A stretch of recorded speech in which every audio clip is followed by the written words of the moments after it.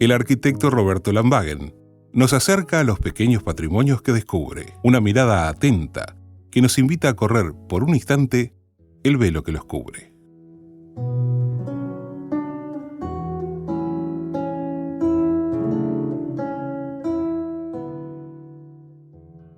Roberto Lambagen, ¿cómo estás?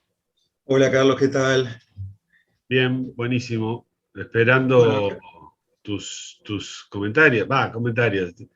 Sí, claro, vas a comentar algo. sí, Este, bueno, hoy creo que va a ser bastante comentario, sí, bastante en la línea ¿A de qué se comentario. parece esto que haces en el programa? ¿Se parece a una clase, por ejemplo? ¿Tiene parecido con una clase? ¿O una Y conferencia? ¿Cómo dirías vos? es una pregunta linda, interesante. Mira, yo creo que yo a veces que uno viste que le cuesta, esto es como una reflexión, un metadiscurso sobre lo que uno hace, ¿no? Sí, Le cuesta a veces ponerse a explicar o tratar de reflexionar sobre lo que uno hace. Yo es que me he escuchado, cosa que a veces no a sé si es lo veces más no es recomendable. recomendable escucharse uno, pero bueno, No, no es lo más recomendable. Creo que algunas, a ver, yo voy a decir lo que pretendo hacer y lo que sale. Vamos a empezar por lo claro, que sale. Yo creo que algunas salen como una clase, indudablemente en eso incide las horas de clase, o sea, el claro, oficio de la clase. la Entonces, profesión. Claro. claro, algunas creo que tienen un sesgo muy de clase. Otras quizás puede ser lo de la conferencia, la charla, y otras creo que, no sé, por el tema o por cómo estamos nosotros ese día, son más dialogadas, es más como una conversación entre dos que Claro, se encuentran a hablar de algo. claro, Eso me parece, capaz que es una especie de síntesis de cómo salen estas cosas. Pero lo claro. que pretendió ser, o lo que pretende ser, porque ha mutado un poco, ¿no? Sí, Era una motivación mía de poder, digamos, hablar, mostrar ciertos comentarios, reflexiones, que quizás no sé si el sesgo está dado en la novedad o la originalidad del tema, sino quizás en la manera en que se puede ver, ¿no? claro, Como una manera complementaria. Eh, claro. Creo que Sí, va por claro, ahí, obvio, ¿no? hablar de una cafetera, con el enfoque de producto cultural, entre otras cosas, ¿no? Sí. Con la que lo hiciste, por ejemplo, por poner un caso, ¿no? Me parece que sí, que es una mirada poco habitual, ¿no? Por lo menos entre los que ponemos en el fuego de la cafetera. Ahí está, probablemente. Después ha habido otras, por ejemplo, las dos últimas que fueron más como enciclopédicas, me parece, porque eran tratando de hablar del diseño italiano, ¿te acordás? Y la otra, el diseño Sí, danés. Esas tienen más un sesgo de clase, ¿no? Tienen más un claro, sesgo, clase-conferencia, bueno, porque claro, ahí tenés que partir de una categoría y yo mismo me obligo a meter, ¿qué digo de esa categoría? Y entonces siempre está lo que elegís y lo que sacás, ¿no? Y bueno, y ahí viene un poco a veces la necesidad. Y otras, por ejemplo, que han tenido, cuando yo hablé de Donald Norman, ¿verdad? Y de su manera de ver el diseño, esa sí tiene un sesgo más personal mío, que en el sentido que lo que yo creo que aporta o que dice Donald Norman. Y otras fueron de experiencias personales mías, por ejemplo, quizás la más referencial en ese sentido fue la de Buenos Aires, esta, la de Sul Solar, ¿no? Porque a mí me sí, impactó mucho la casa, que era la casa de él, que hoy es el museo. O sea, a mí en realidad me impactó más la casa, o qué es lo que hicieron de la casa, y cómo la casa es el contenedor perfecto. Hoy estamos en la pandemia y no podemos ir a Buenos Aires tan fácilmente, pero somos optimistas que el día volveremos, aunque vamos a volver de manera distinta, yo estoy convencido de eso, pero vamos a volver. Entonces la casa, digo, realmente es una experiencia, más allá que te interese Sul Solar o no, claro, eh, claro. cómo está, digamos, conservada la fachada y cómo adentro hicieron un contenedor adecuado a que querés mostrar algo. Eso me parece que realmente es bien interesante. Y otras fueron, yo qué sé, pires míos o cosas que yo me cuelgo, la de la Vespa, por ejemplo. La Vespa Claro. siempre fue una especie no sé, una cuestión medio de amor a la Vespa, y bueno, entonces dije, ¿cómo podemos hablar de la Vespa? Así que como ves, todo esto es muy ecléctico, ¿viste? Bárbaro, genial. Bueno, eso sirve para que, bueno, uno o sea, dar a veces un toque inesperado a lo que, inesperado con respecto a lo que, bueno, es esperable justamente. Y en este caso vas a hacer algo que todavía no sabemos cómo va a salir, pero que es con respecto a un personaje, a una persona. Contame un poco. Bueno, sí, estuvimos pensando que podíamos hablar o podíamos traer acá en esta columna la persona de Tomás Maldonado. Pero también desde el lado muy personal, digamos, yo ya digo, lo quiero enfocar desde ese lado, de lo que a mí me parece interesante, o por lo menos me llama la atención de Tomás Maldonado. Porque cuando tú hablas de una persona como Tomás Maldonado, que murió en el 2018, nació en el 22, para los argentinos es una referencia, porque nació en Buenos Aires, ¿no? Sumamente importante, para la cultura del diseño es un referente, yo creo que para el diseño latinoamericano, para la pintura, para la teoría. A mí me llamó siempre la atención la figura de Tomás Maldonado, primero por la riqueza digamos, de su discurso, de los campos que abarca, por un lenguaje a veces un tanto intrincado, y bueno, y porque indudablemente en donde actuó parece que no dejó a nadie indiferente. Yo no sé si, yo no me haría a decir si fue un personaje controversial, pero sin duda que debía tener una personalidad muy fuerte este señor, ¿no? Yo me animo digamos, hacer una suerte de psicobiografía, que es una cosa que siempre me tienta bastante, ¿no? La psicobiografía, ¿no? Que es una cosa un tanto atrevida, ¿viste? Porque ¿quién se anima a poner a alguien en el diván, ¿viste? Pero tomar algunos elementos de la vida, que eso durante cierta manera de análisis no fue muy de recibo en la academia, ¿no? Porque había que ver la obra y no ver la persona. Y bueno, pero a mí me parece siempre que la persona dice algo de él. Y entonces a mí me parece que hay tres instancias, que es lo que yo quería referirme ahora a él. Primero, así yendo a desempolvar libros y documentos, encontré una conferencia que él dio el año 64 en la Facultad de Arquitectura. Parece que estaba de viaje por Buenos Aires, la Facultad de Arquitectura de Montevideo, ¿no? Y lo invitan, era Galup, el arquitecto Galup, el director del Instituto de Diseño, y parece que estaba de vacaciones, pero en realidad no estaba tan de vacaciones, porque eso, yo estoy hablando de lo que dice el texto, ¿no? El discurso manifiesto. Sí. Y viste que la típica eso, ya que alguien viene a Buenos Aires, porque él vivía en ese momento en Alemania, lo traemos a Montevideo. Y entonces nos habla de su experiencia sobre la arquitectura y el diseño industrial. Y me pareció buenísima en la conferencia porque da palo para dos lados, ¿viste? Para la arquitectura y para el diseño. A mí me interesa ahora... Es ese libro hecho en la facultad que es como si fueran apuntes a mimeógrafo, una cosa Exactamente, así. Ajá. exactamente. Que a mí, yo después de ahí me quedé pensando en dos cosas. Que ahí, claro, me imagino que no pagaron el copyright, porque eso es como una especie de documento interno. Y después, qué difícil que era el tema del mimeógrafo, porque hoy en día, viste, con todo esto de los procesadores de texto, que vos tenés no sé, el texto, cómo se termina maqueteando visualmente, es mucho más atractivo. En cambio, Sí, el sí, esto es horrible, sí, pero yo lo tengo acá en la biblioteca porque me parece que, sí, claro. Viste, bueno, vos lo conocés también, es un terrible documento, sí, ¿no? claro. Bueno, ese es un punto. El otro punto es un libro que escribió en el 77, que está en italiano, en la editorial Nueva Visión, que habla del diseño industrial reconsiderado. Y ahí se ve, me parece, la otra beta de él. Y yo voy a tomar solo un aspecto que es cómo él ve el diseño norteamericano, que me parece una visión muy, muy interesante, muy aguda. Y bueno, y por último está la de chico, digamos, joven, veinteañero, porque él, digamos, estudia Bellas Artes en Buenos Aires, con 25 o 26 años, digamos, funda, digamos, o propone, o, digamos, hace algo con esa actitud bien moderna de un manifiesto, de un movimiento que llamó Arte, Concreto, Invención, ¿no? Y donde ahí, digamos, él toma algunas cosas de las vanguardias, sobre todo de la abstracción geométrica, que después cuando hace su viaje a Europa, porque él todavía vivía en Buenos Aires, conecta con Max Bill, que ese es Max Bill era un suizo, ¿verdad? Que es uno de los fundadores o de los primeros que participa en la movida post-Bauhaus, que fue la escuela de Ulm, ¿no? Que es lo que le interesó a Maldonado y es su segunda faceta.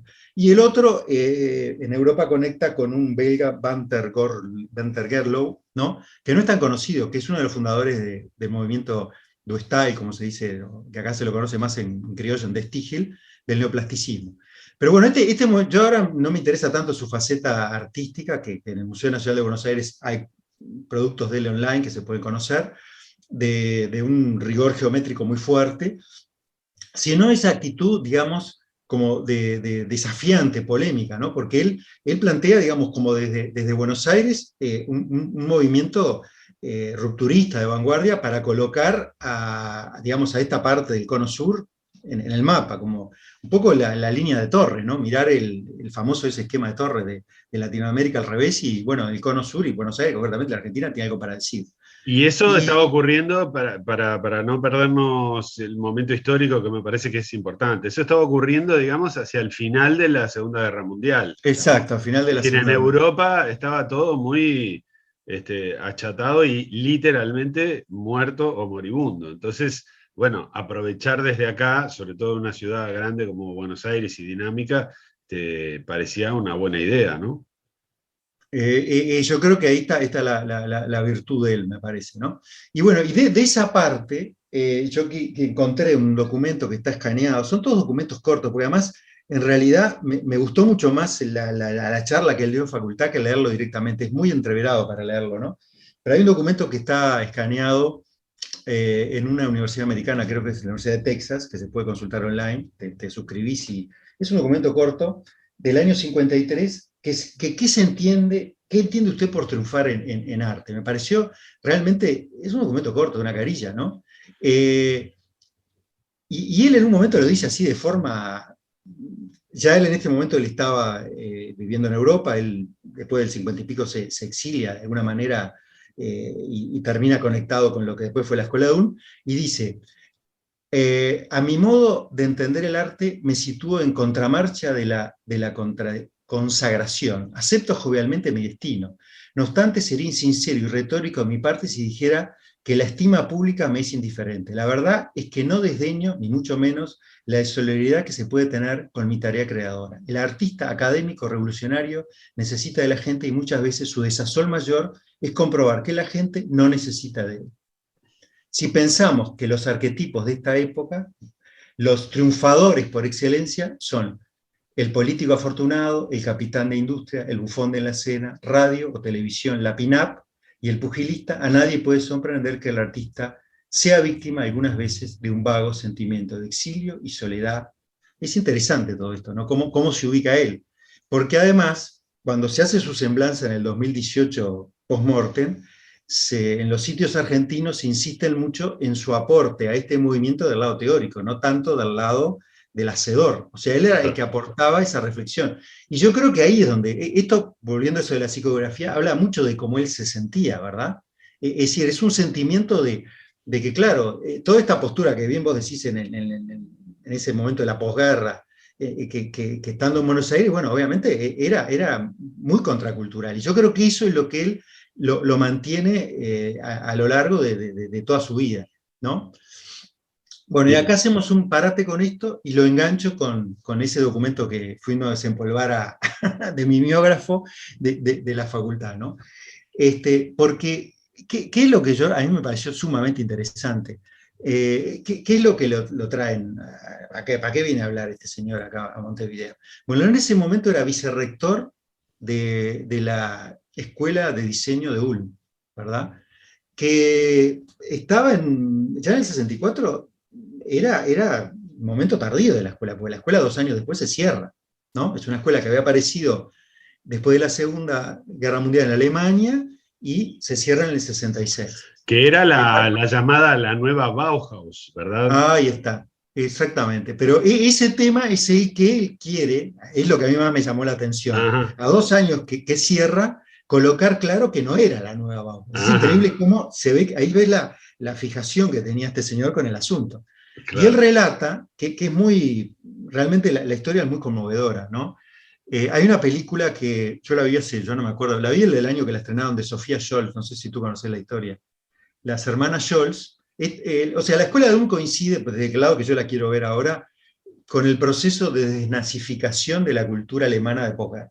Estamos hablando de la Alemania dividida después de la guerra, la República Democrática y la República Federal. Esta escuela se hace en la República Federal, y Sofía Scholl había sido una militante estudiantil con el hermano, como está narrada en la película. Yo te voy a no les voy a contar la película, si la dejo la intriga para que alguien la pueda ver. Pero la narración es que ella cuidaba niños para ganarse la vida, era una especie, digamos, de baby sister, por decirlo así, era estudiante universitaria y descubre que algunos de los niños, porque además está vinculada con primera infancia, no me acuerdo exactamente si trabajaba más en un jardín de infantes o algo así, desaparecen. Y ella empieza a atar cabos que esos niños que desaparecen son los que tienen alguna anomalía, alguna patología. Por ejemplo, niños Down o niños con ciertas patologías que obviamente son de tipo neurológico y que probablemente la evolución sea muy difícil, más allá de una compensación o una calidad de vida. Y entonces coincide eso con el año 41, que es el año del que digamos, se decide la famosa concepto de la solución final, del exterminio sistemático. Bueno, y entonces ella finalmente llega a la conclusión, por una investigación que ella hace con el hermano, que obviamente estos niños desaparecen porque los llevan a una suerte de campo de exterminio para digamos, esa capa o esa franja de edad. Y entonces, en la universidad donde estudia, hace un movimiento estudiantil y me acordé con el mimeógrafo, porque publica, con una suerte de mimeógrafo, una serie de panfletos, hasta que finalmente es detenida y fallece. Bueno, la familia de ella, ¿verdad?, crea una fundación en honor a ella y son los que militan para que termine existiendo la restauración de la escuela Bauhaus en Alemania. Por eso me pareció una historia muy conmovedora, muy humana y muy poética, además, ¿no? Qué curioso, no sabía que esa era el origen de la escuela, digamos, no es el origen de la escuela, pero digamos que tenía ese componente, ¿no? Exacto, y esta familia, que no me acuerdo si es la hermana Inge Scholl, termina, está emparejada con Eicher, Old Eicher, que es uno de los directores de... Sí, un Eicher diseñador es el más gráfico. conocido. Diseñador Exacto, gráfico impresionante, sí, impresionante, que influyó mucho en el logo de Lufthansa, en la tipografía que se establece en Alemania. Viste que ahora que vienen, yo siempre que veo, ahí es donde me viene, viste, la fascinación por el diseño alemán. Viste cuando aterriza el avión de Lufthansa, ahora que no viene mucho lo de Lufthansa, que traen las vacunas, ¿no? La tipografía perfecta que tienen en el lomo del avión y el ave esa de la cola del avión, bueno, eso es escuela de Ulm, tal cual, ¿no? Claro, Ese diseño, bueno, eso es Eicher, ¿no? claro. Esa especie de síntesis, ¿verdad? En llegar a una cuestión entre la tipografía y el icono, ¿verdad? Realmente, bueno. Entonces, ¿a qué viene toda esta historia? Que cuando Maldonado habla, fíjate que acá estamos hablando de los 50 y tantos, casi 10 años después en Uruguay, claro, él además, me imagino, volviendo a la psicografía, que era hispanoparlante, le dan un micrófono en Montevideo y, claro, bueno, dice lo que realmente siente, ¿no? claro. Más allá que toda esa visión tan, cuando hace el manifiesto de lo concreto, es tan antiemocional, bueno, pero bueno, obviamente la emoción se cuela, y dice que él, que creo que es cierto esto, no luchó, o sea, militó para que no se restaurara esa visión romántica de la Bauhaus. Eso me parece muy interesante, o sea, es esa mirada antiexpresionista que creían que esa Alemania de posguerra, él dispara muy fuertemente con otro movimiento filosófico intelectual que era de la posguerra, que era el existencialismo, ¿no? ¿Te acordás del existencialismo? Que nosotros conocemos más la versión de Sartre y todo eso. Bueno, todo ese movimiento de posguerra es justamente que él quiere, de alguna manera, como, digamos, darle una nueva idea, entonces, o una nueva misión. Él siente como que tiene una misión diferente y por eso es que intenta desarrollar este modelo pedagógico distinto, ¿no? Me parece realmente bien interesante. Bueno, ¿qué te parece si justo en este momento que nos da para un bloque bien redondito, hacemos una pausa y seguimos y desarrollamos un poquito más sus ideas en unos minutos? Alerta. Estamos en Tormenta de Cerebros. Aquí hay Tormenta de Cerebros.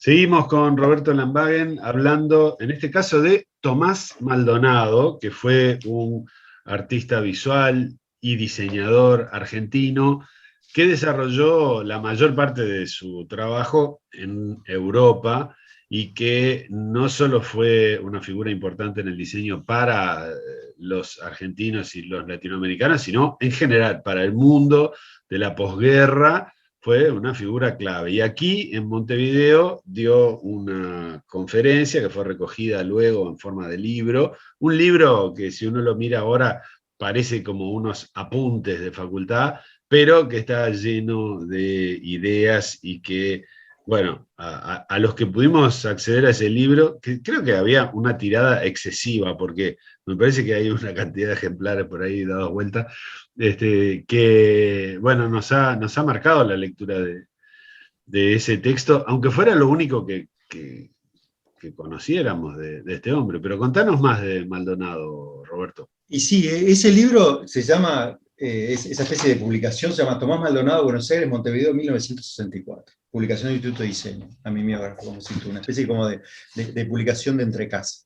Bueno, yo ahora quería centrarme en sus ideas, porque en todos lados, digamos, cuando se hace, insisto, la semblanza post-mortem de él, se habla de que fue el que introduce la mirada científica o la mirada de una búsqueda del pensamiento científico en el diseño. Eso es lo que yo me quería, ese me parece que es el núcleo duro que me interesa rescatar hoy contigo sobre Maldonado. Bueno, él digamos, ¿qué es lo que ve como, de alguna manera, lo que tiene que suplantar con una actitud diferente? Y él dice que el curso preliminar de la Bauhaus, que era de alguna manera lo que había sido el secreto de su éxito, tenía cifrado mucho su base pedagógica en un movimiento que él llama la escuela activista alemana. Yo exactamente con ese nombre no lo conozco, creo que se debe referir a la categoría escuela nueva, donde frente a la escuela libresca del siglo XIX, que además tenía todo un sistema de disciplina, se plantea una postura pedagógica más de la experiencia. Esto tiene sentido porque va mucho en la línea de Itten, que fue el primer maestro de ese curso preliminar, que además de ser maestro de escuela, de ser matemático, de ser pintor, buscó justamente esa experiencia por el lado sensible de los materiales. Bueno, y ahí me parece que, ¿cuál es el núcleo duro de lo que Maldonado plantea? Que un estudiante, dice él, que accede a la universidad con 20 y pico de años, vamos a ponerle 19, 20 años, no se puede trabajar sobre esa línea. Que eso se podría hacer, digamos, en la escuela primaria. Me parece muy interesante lo que él dice, porque de alguna manera hay una consolidación, digamos, tanto de su madurez emocional, cognitiva, como intelectual, que tenemos que abordarlo por otro lado, al estudiante ese. Entonces él plantea la búsqueda de una racionalidad. Él cree mucho, y yo creo que es la gran idea de Maldonado, en que somos herederos de un racionalismo, pero no hemos sido racionales en el procedimiento, que tenemos que ser más sistemáticos, más ordenados, y darle herramientas a ese estudiante para que, si le interesa esto del diseño, pueda de alguna manera transitar su pasaje por este ciclo universitario con éxito. Y acá hay un tema bien interesante. Él cuestiona, porque la escuela esta de Ulm, si lo ponemos en la matriz educativa alemana, no es una universidad, es lo que sería un politécnico. Acá nosotros no tenemos. No diferenciamos eso, claro. No diferenciamos. Ellos lo tienen clarísimo. Entonces él habla de que está la vieja tradición universitaria alemana, que es la Universidad Humboldtiana, donde plantea el valor de la investigación y eso derrama en la enseñanza, y que bueno, ¿cómo puede hacer eso una escuela de diseño? Y ahí viene entonces la solución que él dice, que creo que fue, después de esta gran crítica a la Bauhaus, que él dice, no podemos restaurar la Bauhaus, no podemos hacer un restauracionismo. Eso me hizo acordar mucho a Napoleón, ¿no? La famosa post-Napoleón y la restauración francesa de la monarquía de Luis XVIII, ¿no? Bueno, acá es lo mismo, no podemos restaurar la Bauhaus en esa Alemania. Está bien esa cultura de la desnazificación, pero tenemos que crear algo nuevo. Entonces, ¿cuál es la solución que plantea? Que yo creo que acá es donde está el tercer punto que quería tratar hoy, que era su habilidad para colocar el diseño norteamericano.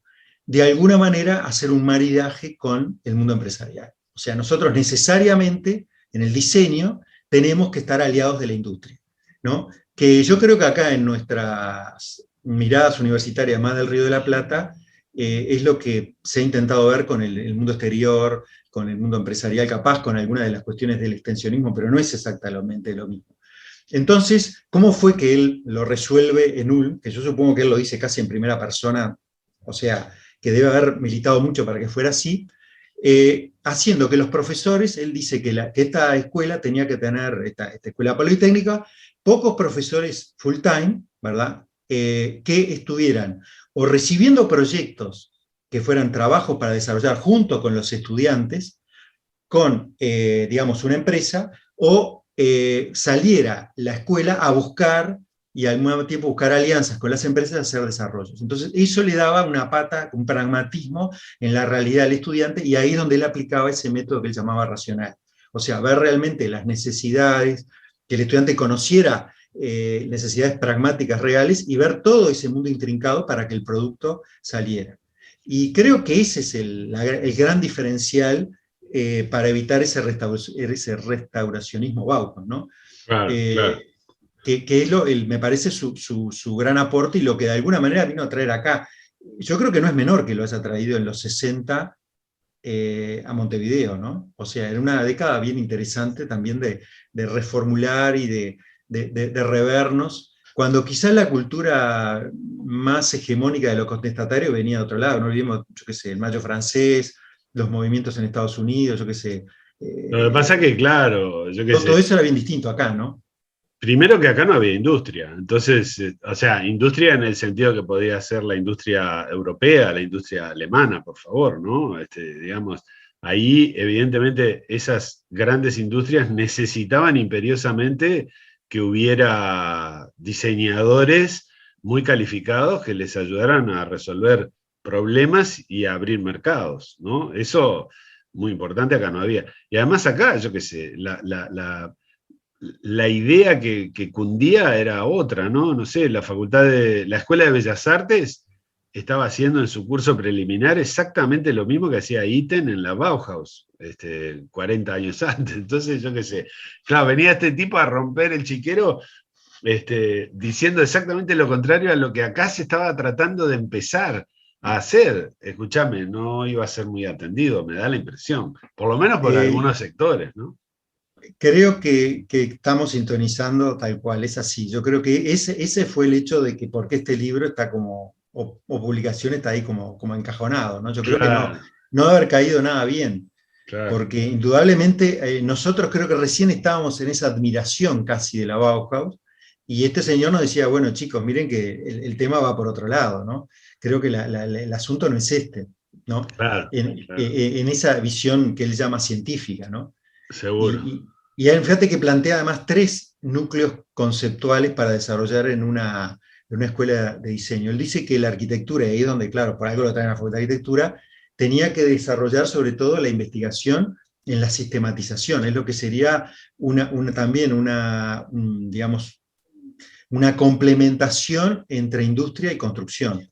Lo segundo es el diseño industrial, que es esto que yo conté ahora, y lo tercero es comunicación. A mí me parece re interesante cómo él se despega también de aquella idea del diseño gráfico, que venía un poco del mundo del arte, que venía de los ilustradores, ¿no?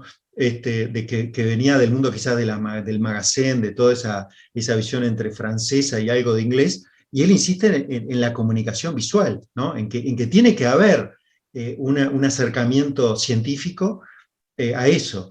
Digamos, ¿qué sería? En el plan de estudio, en lo que él propone para los estudiantes, está la enseñanza de la semiótica, está la enseñanza de la sociología, está la enseñanza, digamos, de alguna manera de ver cómo hay una cantidad de disciplinas que nutren esta formación más científica. Bueno, eso realmente yo creo que no sé si era de recibo en aquel momento Y no había tampoco, quizá, la semiótica era una palabra absolutamente... Yo creo que, mirá, yo entré a la facultad en el 84 y creo que la primera vez que escuché hablar de semiótica fue justamente leyendo algo sobre Maldonado, en el año 84, ¿no? O 85. Entonces, fíjate que acá estábamos un poco como lejos de aquello. Y en esos años estaba empezando, no semiótica, que viene de Estados Unidos el término, sino semiología, pero empezaban los franceses, también los italianos, el tema de la comunicación de masas, ¿no? Una cantidad de trabajos sobre el impacto de la televisión. Todo eso era muy europeo, me parece a mí. Estaba un poco lejos de nuestro mundo, que era mucho más apacible. en ese sentido, ¿no? De que lo que estaba pasando en Europa, ¿no? Me parece que también no lo veí, no nos dábamos cuenta de qué estaba hablando este tipo, ¿no?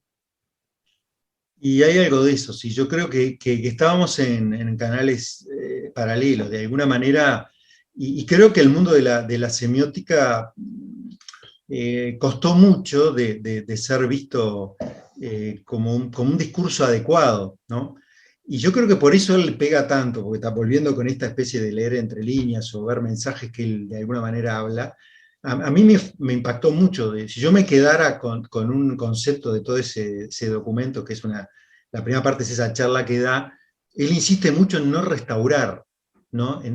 Y una de las cosas que insiste es que también hay muchas lecturas posibles, pero esta que yo hago, él dice que muchas escuelas, porque él se ve como un pedagogo en el sentido de poder aportar algo a la enseñanza de estas cosas, ¿no? Y él dice que ha habido muchas escuelas que replican el modelo Beaux-Arts, ¿no? El modelo Bellas Artes, que los argentinos, a mí siempre me llamó la atención, nosotros nunca hablamos tan claro de eso, los argentinos la tienen clarísimo. Yo he escuchado muchos arquitectos argentinos y gente que habla, y que ellos son muy conscientes que el Río de la Plata replicó el modelo de la Escuela Beaux-Arts, es el modelo de la Escuela de Bellas Artes de París, ¿no? Por eso se llama así, se lo llaman en francés, Claro. en la cual viene mucho, porque eso también fue una obsesión mía durante mucho tiempo. Hay un libro famoso que es de un inglés, Peter Collins, que intenta mostrar en uno de sus capítulos cómo fue que se enseñó estas cosas. Y él dice, es la visión de este inglés, ¿no? Que es un libro que está escrito en los 50 y, digamos, es más o menos de esta época, fíjate, esta época fundamental para esto. Mira, nunca lo había pensado cómo conecta. Bueno, ¿Verdad? entonces este Peter Collins, ¿qué dice? Que la Francia digamos, de la Revolución Francesa más Napoleón tiene que decidir cómo enseñar, ¿no? Y entonces de alguna manera separa el modelo del ingeniero, que es el que destina el Politécnico, lo que los franceses llaman el ingeniero de puentes y caminos, y la Escuela de Bellas Artes y los arquitectos terminan, digamos, como encapsulados dentro de la Escuela de Bellas Artes. O sea, cuando Napoleón, y que es el modelo de la primera mitad del siglo XIX, está decidiendo eso, está de alguna manera consolidando una línea de una mirada de quién va para cada lado, porque no es inocente que una cosa vaya para acá y para allá, ¿no? Claro. Y bueno, y yo creo que Maldonado, cuando dice no restauremos, está diciendo, bueno, este modelo que fue el origen en el Río de la Plata, y siendo argentino yo creo que lo debe tener clarísimo, no es quizás el camino que yo me di cuenta digamos, al invitarme Max Bill, porque vino por ahí su conexión con la escuela de Ulm, y bueno, pasó todo ese tiempo viviendo en Alemania hasta que cierran la escuela, y después se va a Italia, que es donde es la última parte de su vida, donde realmente me fui convenciendo que tenemos que encontrar un camino diferente. Yo creo que ese es el punto, ¿no? That's the point, como dicen los gringos. Y bueno, y para cerrar esto, está en ese libro, tenemos tiempo todavía, ¿no? Sí, tenemos 4 minutos. Bueno, lo dejo así como una pincelada, porque igual esto me engancha para seguir hablando, que es el diseño norteamericano, que nunca lo hemos tratado mucho, Sí. y que me motiva a partir de esto que voy a dejar ahora pendiente. Así lo dejamos enganchado, ¿te parece? Dale. Bueno, en este libro que se llama El diseño industrial reconsiderado, que es del 70 y pico, que está escrito en italiano, él, digamos, Nueva Visión es otra categoría que él crea, es una revista que se publica, y él habla de que el styling, que es el tema que se le conoce así, el diseño norteamericano después de que el modelo, digamos, de hacer el for único, y que, digamos, de alguna manera el Forte se hizo más o menos en 1905 a 1926, como le preguntaron a Ford un día, ¿no? ¿Cómo podía ser el auto? Y bueno, mientras fuera negro, de cualquier color, ¿no? Y era básicamente igual, va a ser sustituido por la idea del modelo anual. Entonces el auto se estiliza. Bueno, esto, que alguien con la cabeza de esa racionalidad de Maldonado sería terrible, es increíblemente en el libro en ese capítulo de Estados Unidos, cómo lo valora. Porque dice que dentro de una aparente contradicción, o sea, crisis del capitalismo, año 29, la empresa Ford, que de alguna manera se viene abajo, se funde, la gran, digamos, diáspora, lo que fue Detroit, viste que hay documentales de Detroit en esa época, fue terrible, cómo a partir de eso logran de alguna manera colocar de vuelta en el mapa el diseño. Bueno, me parece muy lúcida, de alguien de esta, que viene con esta cabeza como Maldonado, que pueda valorar eso te muestra la amplitud que tenía este señor. Por eso te digo que como teórico me parece muy rescatable y muy interesante. Así que Ahora, dejamos enganchado esto del diseño bien. norteamericano para seguirlo, ¿te parece? Bien, bien, sí, cómo no. Ahora, digamos, entonces Maldonado, más que primero diseñador, no fue. O sea, no hay ninguna cosa que vos digas, bueno, mira, esto lo diseñó Maldonado. Las obras de Maldonado son obras de arte visual Ujú. y, digamos, realizaciones académicas, institucionales, o bien textos teóricos o críticos. Es así, ¿no? Es así, sí. Yo el pasaje por el diseño, yo creo que se salva con su aporte, eso de win-win, de ganar-ganar en Ulm, donde él obviamente tiene que haber colaborado con muchos diseños, pero que fue Claro. parte de un teamwork. Pero yo creo que algo que vos digas, esta es la pieza Maldonado, y está difícil, ¿viste? Y Realmente que está tenía que difícil. ver también con su concepción de que, bueno, no es un tema de autor el diseño, es otra Y cosa. bueno, por eso es que yo quería leer este pasaje en el cual habla justamente de este texto del 53, ¿no? De esa Claro, especie de en contramarcha de la consagración, porque él de alguna manera eso que llama la consagración es el nombre, la persona, claro, verlo como un ídolo, el diseñador, ¿no? claro. Creo que es todo lo contrario. Sí, sí, Y bueno, y por último, en esa visión de artista visual, dicen que termina en el 2000, retoma después de un impasse. Eso me pareció interesante. No conozco exactamente qué hizo en ese momento, pero su producción visual, que también aparentemente los argentinos lo rescatan más bien de aporte teórico, si bien hay obras en el Museo Nacional de Bellas Artes, repito, que están tal cual, que dicen que son de Maldonado, de su autoría, tiene un impasse ahí cuando viaja a Europa, entre su pasaje por Alemania e Italia, y en el 2000 retoma el arte.